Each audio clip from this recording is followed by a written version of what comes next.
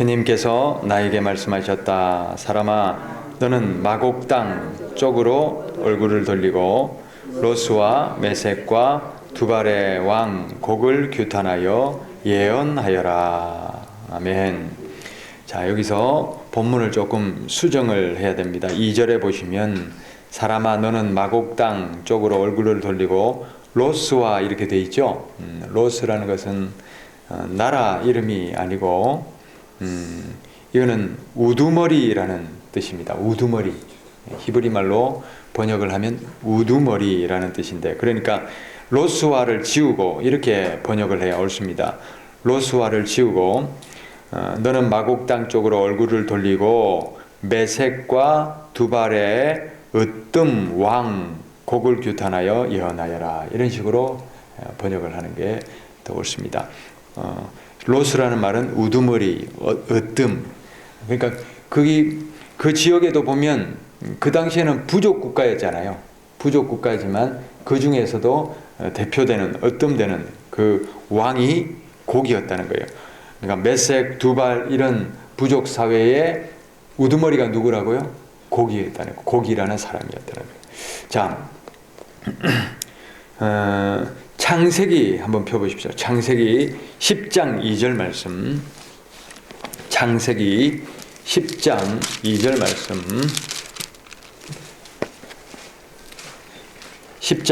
창세기 10장은 노아의 후손들의 계보입니다. 자, 창세기 10장 2절에 보시면 뭐라고 되어 있습니까? 야벳의 자손은 고멜과 마곡과 마대와 야완과 두발과 메섹과 디라스이다. 이렇게 되어 있죠. 자, 그러니까 지금 우리가 38장 2절에 읽었던 메섹과 두발이 여기 나오죠. 메섹과 두발이 나오죠. 그러니 자, 이 메섹과 두발, 이 나라는, 이 통치자들은, 이 부족들은 누구의 후손입니까? 야벳의, 노아의 아들 셈과 함과 야벳 세 아들 중에 야벳의 후손들임을 알 수 있습니다. 그렇죠? 자, 그래서 38장 2절로 돌아옵시죠. 에스겔 38장 2절에다가 거기다가 괄호를 열고 이렇게 기록하면 좋습니다. 야벳의 아들들, 그러니까 마곡, 메섹, 두발은 누구의 아들들이라고요? 야벳의 아들들이라는 겁니다. 그러니까 야벳 족속, 야벳 종족입니다. 지금 그렇죠? 자, 그 다음 또 봅시다. 4절 읽습니다.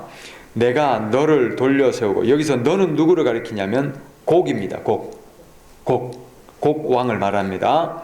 자, 곡 왕을 돌려 세우고, 여기서 계속 너 할 때는 누구라고요? 곡이라고 꼭 기억하시기를 바랍니다. 갈고리로 내 아가미를 꿰고 너와 내 모든 군대 곧 군마와 기마병과 곧 완전 무장을 한 군대 큰 방패와 작은 방패를 들고 칼을 잡은 대병력을 내가 끌어내겠다. 자, 여러분, 오늘 이 말씀에 신기한 게 뭐냐면, 자, 이 곡 무리들은 누구를 가리키냐면 지금 이스라엘 백성을 치려고 하는 그 무리들입니다. 이스라엘 백성을 치려고 하는 무리인데, 이 무리들을 병력을 소집하는 사람이 누굽니까? 하나님이죠. 하나님. 내가 너희들을 끌어내겠다. 이렇게 돼 있잖아요. 그렇죠? 그렇게 돼 있죠. 4절 끝부분에 내가 끌어내겠다. 그 다음 5절 보십시오. 방패와 투구로 무장을 한 페르시아가 지금의 어디냐면 이라크입니다. 여기 이라크 있죠?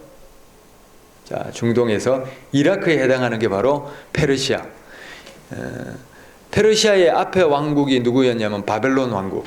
그 앞에가 아수르 왕국. 그래서 아시리아, 바벨론, 페르시아 이런 것들이 다 이라크를, 지금 현재 중동의 이라크 영토에서 그렇게 통치했던 왕들이죠. 나라들이죠. 자, 그 다음 에티오피아 나오죠? 에티오피아가 어디입니까? 아프리카의 여기입니다. 아프리카가 이렇게 코뿔소처럼 톡 튀어나왔잖아요. 그렇죠? 여기가 바로 에티오피아입니다. 자, 보이시죠? 그 다음 리비아를 끌어내고, 리비아가 어디냐면 여기입니다. 터키 서부 지역, 이 부분을 말합니다. 리비아가 어디라고요? 터키 서부 지역입니다. 자, 요쪽 지역이고요. 자, 그 다음 보십시오. 고멜과 그의 모든 군대와 이렇게 돼 있죠. 고멜이 누구냐면 그 밑에 나오는, 자, 그 밑에 계속 읽어보면 고멜과 그의 모든 군대와 북쪽 끝에 있는 도갈마 족속과 이렇게 돼 있죠. 여기 도갈마 족속이 어디냐면, 자, 여기를 가리킵니다. 터키 동북쪽, 터키 북쪽 있죠. 북쪽 끄트머리, 여기에서 지금의 아르메니아 요 나라를 이렇게 걸치고 있는 그 종족이 바로 도갈마 족속이었어요. 도갈마 족속. 그 도갈마의 아버지가 누구냐면 고멜이었어요. 고멜. 그 앞에 나왔죠. 6절 처음에 고멜이 나왔어요. 그러니까 이 고멜 이 족속도 이쪽 지역, 지금의 러시아 남부에서 이렇게 북쪽 변방에 이렇게 걸쳐 있던 그런 민족입니다. 자, 그 다음 보시면 그의 모든 군대와 수많은 백성을 너와 함께 끌어내겠다 이렇게 돼 있죠. 자, 여기서 에티오피아와 리비아가 있죠. 에티오피아와 리비아는 누구냐면 창세기 10장 6절에 보면 함의 아들들입니다. 누구의 아들들이라고요? 함의 아들. 자, 에티오피아와 리비아는 함의 아들입니다. 셈과 함과 야벳 중에 함의 아들입니다. 자, 제가 왜 이렇게 장황하게 설명을 하냐면 지금 이 나라들이 온 사방에 흩어져 있는 나라들이죠. 그렇죠? 지금의 이라크 이 지역, 그 다음에 터키에 걸쳐 있고, 그 다음에 이티오피아와, 자, 이런 나라들이 지금 어디를 치러 오냐면 여기 이스라엘을 치러 오는 겁니다. 이스라엘을 치러 옵니다. 자, 그런데 지금 이스라엘의 형편이 어떠냐면 지금은 망해 있죠. 예루살렘이 멸망해서 어디로 포로로 끌려와 있습니까? 여기 바벨론에 포로로 끌려와 있어요. 그런데 하나님이 뭐라고 하시냐면 너희들이 장차 고국으로 돌아갈 것이다. 거기서 평안히 살 날이 올 것이다. 이 예언이 이루어졌죠. 실제로 70년 후에 페르시아 왕 사이러스가, 고레스라고 성경에 기록되어 있는데 사이러스가 해방령을 내려버렸어요. 그래서 이스라엘 백성이 졸지에 고국으로 다 돌아가게 되고, 그리고 성전을 지을 수 있는 그런 재료까지도 이 고레스 왕이 다 대주는 이런 희한한 일들이 일어났습니다. 예레미야가 예언한 대로 70년 후에 그대로 일어났죠.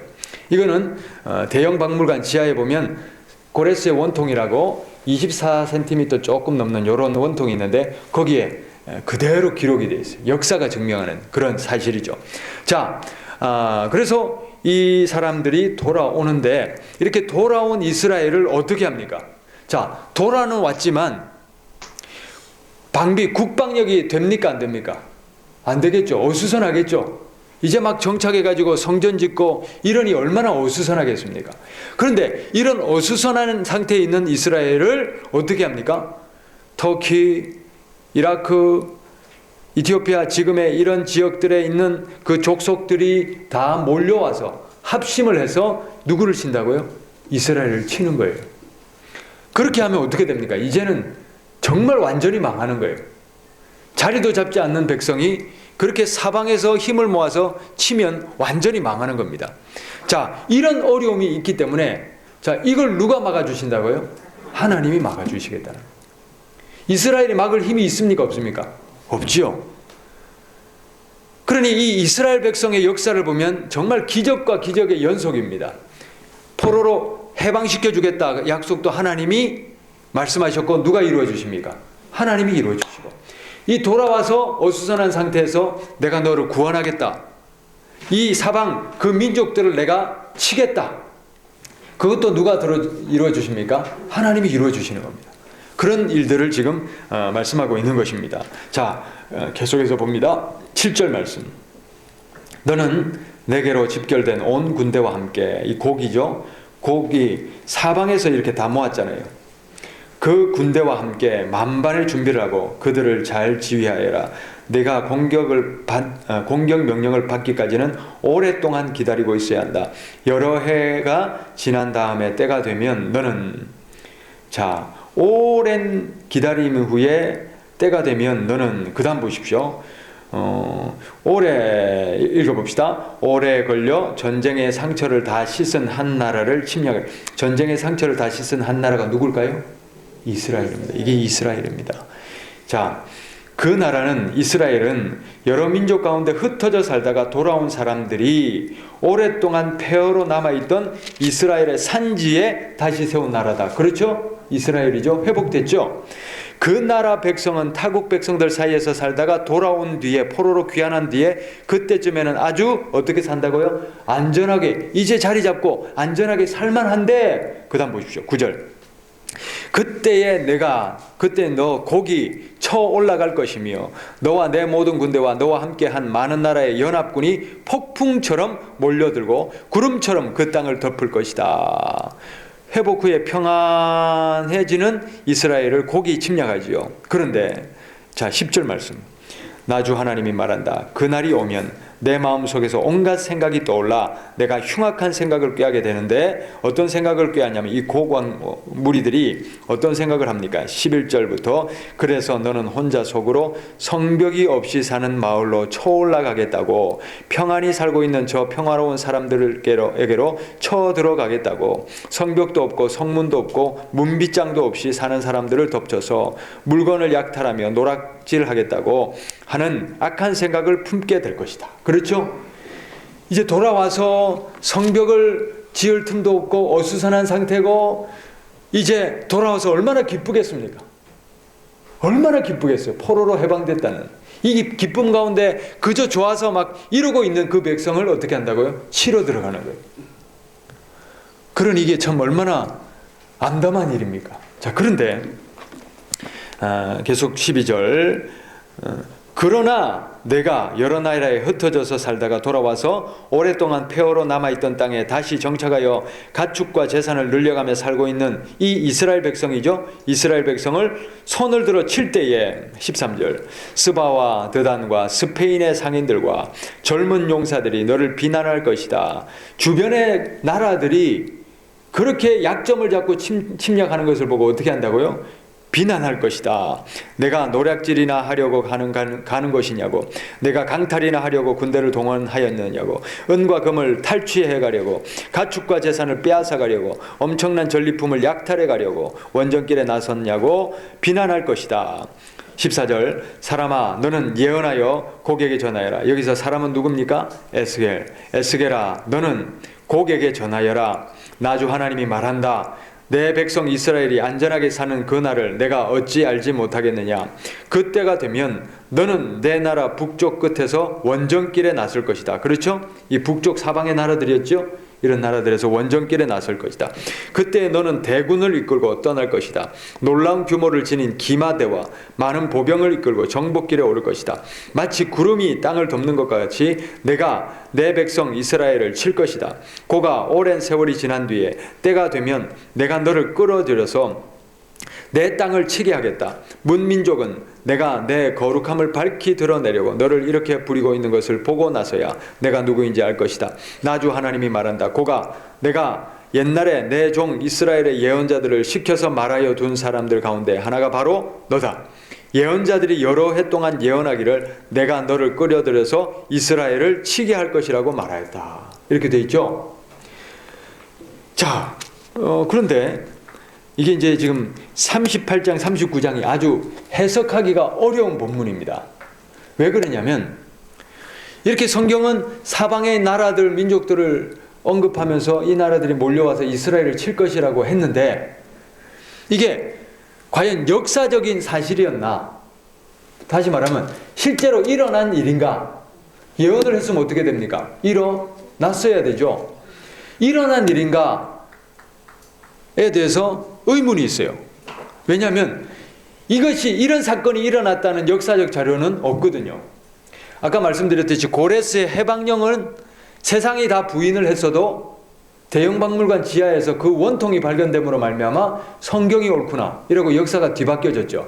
그런 역사적 증거가 있지만 이 지금 곡과 이런 무리들이 이스라엘을 친 그런 역사적 자료가 없기 때문에 이게 과연 역사적인 사실인가 하고 의문을 품습니다. 그런데 놀라운 게 뭔지 아십니까? 이게 역사적인 사실이었다, 이미 일어난 사실이었다, 이런 해석보다는 앞으로 장차 일어날 일이다 하는 해석이 더 지금 앞서고 있습니다. 많이 나오고 있습니다. 왜 그러냐면, 자 보십시오. 8절 보십시오. 8절, 38장 8절에 아까 읽었었는데, 내가 공격 명령을 받기까지는 오랫동안 기다리고 있어야 한다. 여러 해가 지난 다음에 때가 되면 너는, 이렇게 돼 있죠.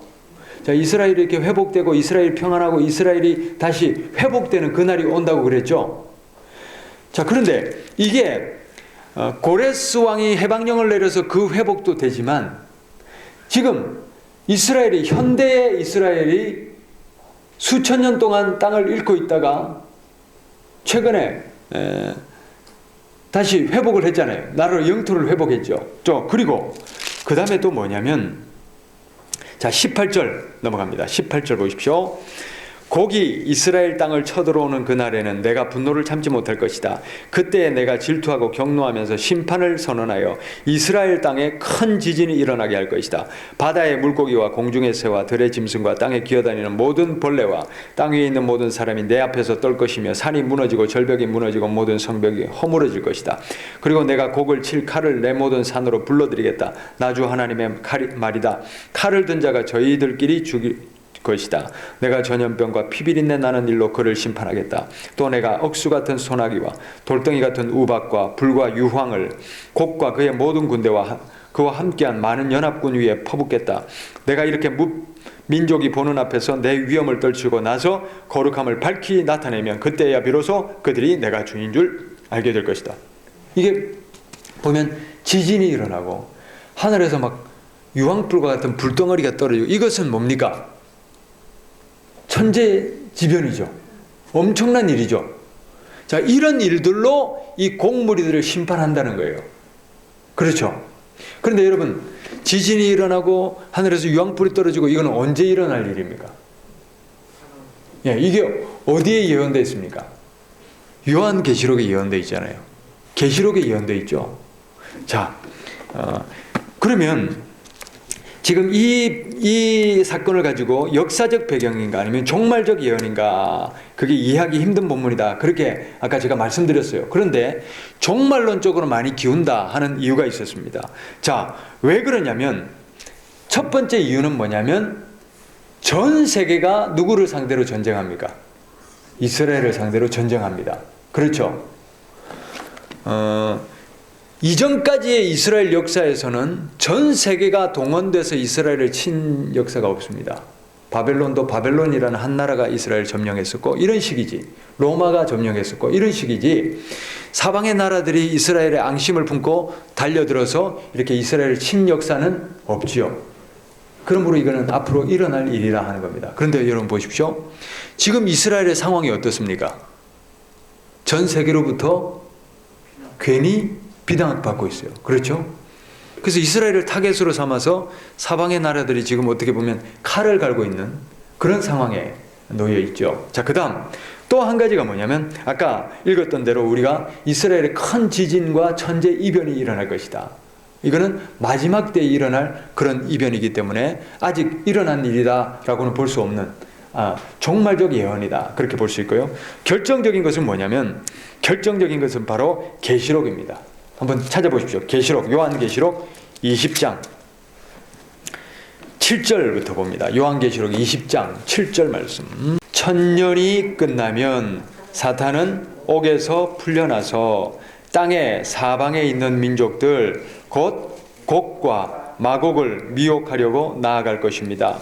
그리고 전쟁을 하려고 그들을 모을 것인데 그들의 수는 바다의 모래와 같을 것입니다. 그들은 지면으로 올라와서 성도들의 진과 하나님께서 사랑하는 도시를 둘러쌌습니다. 그러나 하늘에서 불이 내려와서 그들을 삼켜버렸습니다. 여러분, 이 상황과 이 에스겔 본문의 상황이 거의 유사하죠.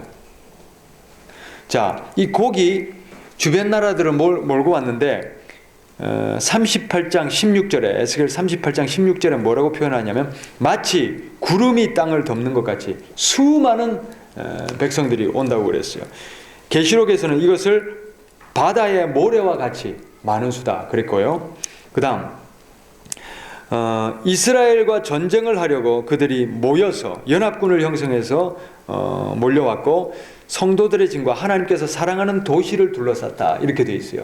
자, 여기서 이제 이스라엘인데 지금의 이스라엘, 그 이스라엘이 될 수도 있고 아니면 지금 이 여기서 말하는 계시록의 말씀은 천년왕국 때 거기 천년왕국을 말합니다. 천년왕국에서 이제 이걸 또 이제 설명을 해드려야 되는데, 여러분 지금 뭐 전천년설, 후천년설 이런 말이 있죠. 그게 뭐냐면 이 천년왕국 전에 고난이 있을 것이냐, 뭐 이런 후에 고난이 있을 것이냐, 이걸 가지고 이제 따지는 건데, 저는 뭐 신학적으로 전천년설이다, 후천년설이다 이걸 따지기 전에 성경 이 요한계시록 말씀을 유심히 읽어보면 뭐라고 기록이 되어 있냐면, 자, 처음에 이제 예수님이 재림하시고 그때 짐승과 또 짐승의 표를 받은 사람 있죠. 그 사람들이 제일 먼저 심판을 받습니다. 그리고 사탄이 그때 결박받습니다. 사탄이 결박받습니다. 그래서 사탄이 몇 년 동안 묶여 있냐면 1000년 동안 묶여 있습니다. 사탄이 1000년 동안 묶여 있는 그 사이에 성도들, 자, 표를 받지 않고, 짐승의 표를 받지 않고 순교당한 사람들이 있을 거 아닙니까? 그리고 또 예수 그리스도의 믿음을 지키려다가 이 순교한, 짐승을 표를 받지 않고 순교한 이 사람들은 첫째 부활한다 이렇게 되어 있어요. 그래서 이 1000년 기간 동안 그리스도와 함께 왕노릇합니다. 그리스도와 함께 1000년 왕국에서 왕노릇한다 이렇게 기록되어 있어요. 그리고 1000년이 지나면 사탄이 다시 잠깐 풀려납니다. 자, 그렇게 풀려나고 그러나 지금 풀려나서 일어나는 게 바로, 사탄이 풀려나니까 이제 자기 세력들을 규합해야 되잖아요. 그래서 규합하는 게 뭡니까? 곡과 마곡과 이런 땅에 있는 그런 악의 세력들, 남아있는 세력들을 다 규합을 하는 겁니다. 규합을 해서 그래서 이제 누구를 대적합니까? 하나님을 대적하죠. 천년왕국, 하나님이 계신 천년왕국을 짓밟아 버리려고 마지막 규합을 해서 천년왕국과 하나님과 이 예수님과 마지막 전쟁을 선포하고 뛰어듭니다. 그런데 아주 간단하게 되어 있죠. 20장 9절에 이들이 찍소리도 못하고 뭐라고 되어 있습니까? 그러나 하늘에서 불이 내려와서 그들을 삼켜버렸습니다 이렇게 되어 있죠. 그래서 이 악의 세력들, 사탄이 잠깐 일어나서 세력을 규합했지만 불이 내려와서 그들은 완전히 이제 멸망당하게 되고, 둘째 사망, 이것이 바로 둘째 사망이고 완전한 사망입니다. 그래서 사탄도, 그 사탄의 졸개들도, 그 악의 무리들도 완전한 심판, 그래서 완전한 심판을 받게 되고, 자, 아까 말씀드렸듯이 짐승의 표를 받지 않고 순교한 사람들은 천년왕국에서 왕노릇하죠. 그러나 나머지 사람들 있죠. 이미 죽었던 사람들, 그리고 다른 이유로 앞으로도 죽을 사람들, 이런 사람들은 어떻게 하느냐면 이 천년왕국이 끝난 다음에 다 불려 올라갑니다. 다 불려 올라가서 그때 심판받습니다. 그러니까 나머지 사람들은 1000년 동안 뭐 하고 있습니까? 이제 자고 있는 거예요. 그래서 성경에는 죽는 것을 뭐라고 합니까? 잔다 이렇게 되어 있죠.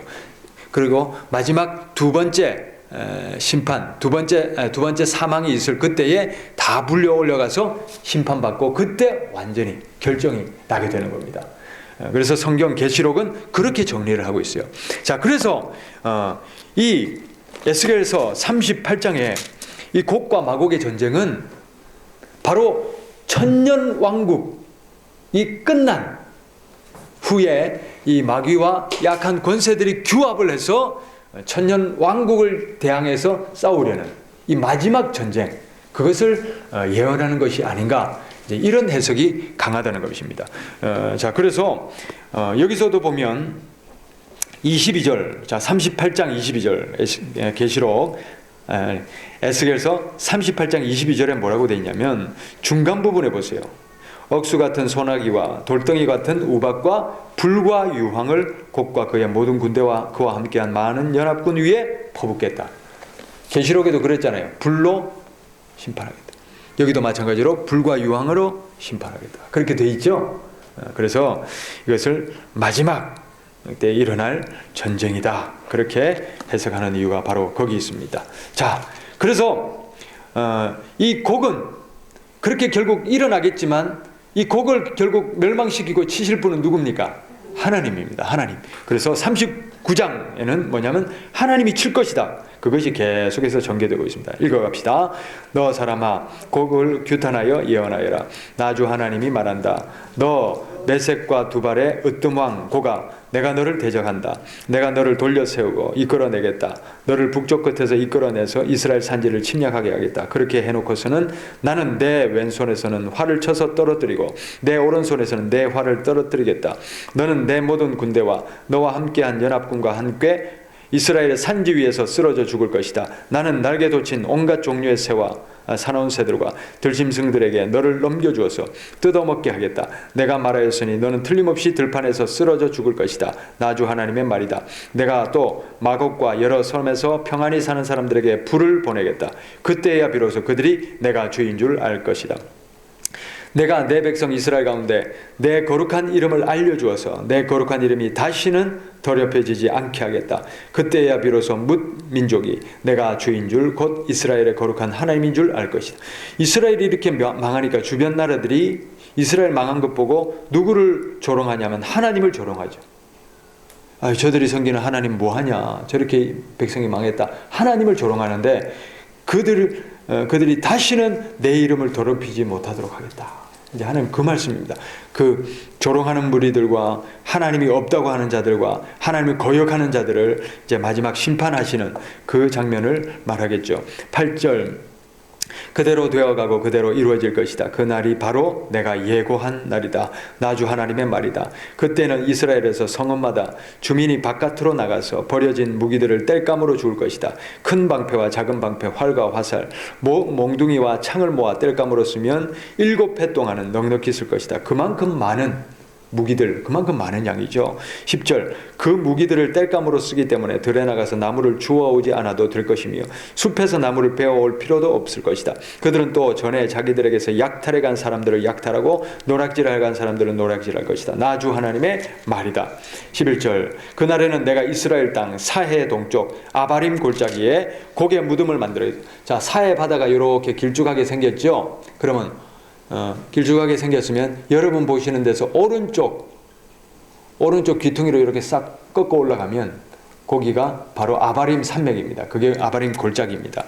거기에다가 수많은 사람들이 심판을 받고 죽었기 때문에 거기다가 이제 무덤을 만든다, 이제 그 말이죠. 무덤을 만들어 주겠다. 이스라엘 사람들이 곡과 그의 모든 군대를 거기에 묻으면 여행자들이 그리로는 못 다니게 될 것이고 그곳 이름은 하몬곡 골짜기라고 불릴 것이다. 그 밑에 뭐라고 되어 있습니까? 하몬곡 골짜기, 곡의 무리, 곡의 군대, 곡의 무리들이 묻힌 골짜기다, 그 말이죠. 자, 12절부터 봅시다. 이스라엘 족속이 그들의 시체를 다 거두어다가 묻어서 땅을 깨끗하게 하는 데에는 7달이 걸릴 것이다. 시체 걷는데 몇 달 걸린다고요? 7달. 엄청나게 시체가 많다는 거죠. 그 다음 13절 그 땅 온 백성이 모두 나서서 시체를 묻을 것이며 내가 승리하는 날에는 그들이 매장한 일로 영예를 떨칠 것이다. 나 주 하나님의 말이다. 승리의 기쁨을 누리는 겁니다. 7달이 지난 다음에도 백성은 시체를 찾아 묻는 일을 전담할 사람들을 뽑았어. 7달이 지나도 다 하지를 못했죠. 그 땅을 늘 돌아다니게 할 것이며 그들은 시체를 묻는 사람들과 함께 돌아다니면서 지면에 남아있는 시체들을 샅샅이 찾아 묻어서 그 땅을 깨끗하게 할 것이다. 그들이 그 땅을 돌아다니다가 누구라도 사람의 뼈를 발견하면 그 곁에 표시를 해두면 시체를 묻는 사람들이 그 표시를 보고 시체를 찾아 그것을 가져다가 하몬곡 골짜기, 아까 시체 골짜기 있죠? 거기에 묻을 것이다. 그 부근에는 하몬곡 골짜기라는 이름을 딴 하모나라는 성읍이 생길 것이다. 그들이 이렇게 그 땅을 깨끗하게 할 것이다. 나 주 하나님이 말한다. 너 사람아 날개 돋친 온갖 종류의 새들과 그들의 모든 짐승들에게 말하여라. 전하여라. 너희는 모여오너라. 내가 너희들이 먹을 수 있도록 이스라엘의 산 위에서 희생제물을 잡아서 큰 잔치를 준비할 테니 너희가 사방에서 몰려와서 고기도 먹고 피도 마시라. 들짐승들이 시체가 죽으면 어떻게 합니까? 몰려들어서 뜯어먹죠. 그걸 말하는 겁니다. 시체들이 쌓여있으니까 들짐승들아 와서 뜯어먹어라, 그 말이죠. 18절 말씀. 너희는 용사들의 살을 먹고 세상의 왕들의 피를 마셔라. 바산에서 살찌게 기른 가축들 곧 숫양과 어린 양과 염소와 수송아지들을 먹듯이 하여라. 너희는 내가 너희에게 주려고 준비한 잔치의 제물 가운데서 기름진 것을 배부르도록 먹고 피도 취하도록 마셔라. 또 너희는 내가 마련한 잔치상에서 군마와 기병과 용사와 모든 군인을 배부르게 뜯어먹어라. 나 주 하나님의 말이다. 12절부터 20절까지 보면 매장에 대해서, 심판에 대해서 매우 구체적으로 얘기하죠. 그렇죠? 왜 이렇게 구체적으로 얘기할까요? 그만큼 그것은 바로 이스라엘의 승리와 구원을 강조하는 표현입니다. 이렇게 그냥 그들은 멸망할 것이다, 그들의 시체는 쌓일 것이다, 이렇게만 끝내도 되는데 이 매장하고 이런 것들을 굉장히 구체적으로 한다는 건 뭡니까? 그만큼 이스라엘의 승리, 이스라엘의 구원, 또 하나님의 승리, 하나님의 심판, 이런 것들이 강조된다 하는 그 말이죠. 자, 그래서 이제 21절부터는 다시 이스라엘의 회복을 약속하면서 40장으로 이렇게 넘어가는 그 다리 역할이 바로 39장 21절부터 29절까지가 그 앞부분과 40장을 연결시켜주는 다리입니다. 무슨 소리냐면 37장 마른 뼈 골짜기의 회복과 또 끊어졌던 두 나라가 한 막대기로 이렇게 회복되는, 이스라엘과 유다가 회복되는 그 회복을 얘기했죠. 그러고 나서 40장으로 넘어가면 굉장히 자연스럽습니다. 40장에는 새 예루살렘, 새 성전을 말하고 있거든요. 그러니까 아까 하나가 된 그 상태에서 새 예루살렘과 새 성전이 지어져서 이렇게 회복이 되면 되는데, 희한하게 이 사이에 곡과 마곡이라는 이 알 수 없는 본문이 들어가 있죠. 그것은 뭐냐면, 자, 곡과 마곡이라는 이 본문이 들어가 있는 것은 바로 곡과 마곡을 심판함으로써 이스라엘을 구원해 주겠다 같은 이 맥락 속에서도 이해가 될 수 있지만, 이 알 수 없는 본문이 들어가면서 맥이 어떻게 보면 흐르다가 좀 단절이 되죠. 그 단절된 맥을 다시 이어줘야 되죠. 그래서 바로 39장 21절부터 29절까지가 나온다는 겁니다. 다시 자, 이렇게 곡과 마곡 얘기하다가 이상하게 알 수 없는 이런 얘기를 하다가 단절이 되어 있는 상태에서 다시 쭉 돌립니다. 다시 아까 37장 끝부분으로 돌아가서 내가 회복을 주겠다 이러고 다시 40장으로 이렇게 다시 연결시켜준다 하는 그 말씀입니다. 이해되시죠? 자, 그런 교량의 역할을 하는 것이 바로 39장 21절부터 29절 말씀입니다. 자, 오늘 말씀을 정리합니다. 오늘은 이 곡과 마곡이라는 정말 이 성경학자들이 정말 이해하기 힘든 그 본문입니다. 이 본문입니다. 이것을 이 당시에 이스라엘에게만 국한시켜서 역사적 사건이었다 이렇게 해석을 하려고 했더니 역사적 증거 자료가 아직 발견되지 않아서 희박해서 또는 없어서 이거 못 맞추는 거예요. 그런데 놀랍게도 이것을 사도 요한은 이미 이루어진 일로 보지 않고 사도 요한은 뭘로 봅니까? 마지막 때에 일어날 그 종말론적 전쟁으로 사도 요한이 요한계시록에서 이 곡과 마곡의 전쟁을 인용을 했다는 겁니다.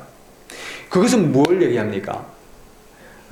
이스라엘에서도 또 하나님도 이 사건을 이미 역사적으로 일어난 그 옛날 사건으로 보는 것이 아니라 뭡니까? 앞으로 일어날, 마지막 때 일어날 마지막 전쟁으로서 그 예언의 역할을 하는 것이 바로 오늘 읽었던 곡과 이 마곡, 이들의 이스라엘과의 전쟁입니다. 자, 그런데 이런 것들은 우리가 이제 앞으로 이렇게 지켜봐야 역사적으로 이루어지는 것을 우리가 볼 수 있을 것입니다. 그러나 우리가 이제 여기서 캐낼 수 있는 분명한 메시지는 뭐냐면, 자, 이스라엘을 치려고 이방 나라들이 아무리 연합해서 몰려와도 그 이방 나라들을 심판하시고 그 전쟁을 주관하시는 분이 누굽니까? 하나님이라는 사실. 이것을 우리가 붙잡아야 됩니다. 뿐만 아니라 마지막 때에 사단이 천년왕국을, 천년의 그 갇힘 속에서 노임받아서, 잠깐 노임받아서 그 세력을 규합해서 사방에서 그들의 세력을 모아서 천년왕국을 대적하고 하나님을 대적하고 예수 그리스도를 대적하려고 일어나지만 한 방이면 끝납니다. 요한계시록에는 한 줄로 끝내버립니다. 불로 심판하였다. 그러면 끝이 나는 겁니다. 악의 권세도, 어떤 마귀 권세도 하나님이 심판하시고 하나님이 끝내주시는 것입니다. 그렇기 때문에 여러분, 우리가 이 성경이라는 것이 이스라엘 백성을 통해서 살아계시며 역사하시는 하나님을 보여주시는 거잖아요. 역사적 사실들, 아까 고레스 원통이나 이런 것들이 증명해 주듯이 뭐냐면 그 역사 속에서 하나님이 어떤 분이신을 보여주시고, 또 다윗을 통해서 골리앗을 상대할 때 다윗이 어떤 고백을 하냐면 전쟁은 누구에게 속해 있다고요? 하나님께 속해 있다. 하나님께 속해 있다. 네가 칼과 창과 단창으로 내게 오지만 나는 만군의 여호와의 이름, 지금 네가 모욕하고 있는 이스라엘 군대의 하나님의 이름으로 네게 간다. 그러고 전쟁은 여호와께 속한 것이다. 이러고는 한 방에 때려 눕히는 겁니다. 전쟁은 여호와께 속해 있습니다. 그러므로 우리가 살고 죽는 것 하나님께 맡기십시오. 되고 안 되는 것 하나님께 맡기십시오. 또 우리를 해치려고 달려드는 온갖 세력들, 그 세력들도 하나님께 맡겨버리십시오. 사방에서 모래와 같이, 구름대와 같이 몰려드는 그 악한 권세들도 하나님께 맡겨버리십시오. 그리고 기도하시고 하나님께 맡기시고 하나님의 도움을 구하시고, 그리고 전쟁에서 승리하는 우리 모두가 될 수 있기를 바랍니다. 전쟁은 누구에게 속해 있습니까? 하나님께 속해 있습니다. 무엇이든, 어려움이든 무엇이든 하나님께 맡기십시오. 기도하십시오. 믿음으로 돌파하십시오. 하나님이 승리하게 하십니다.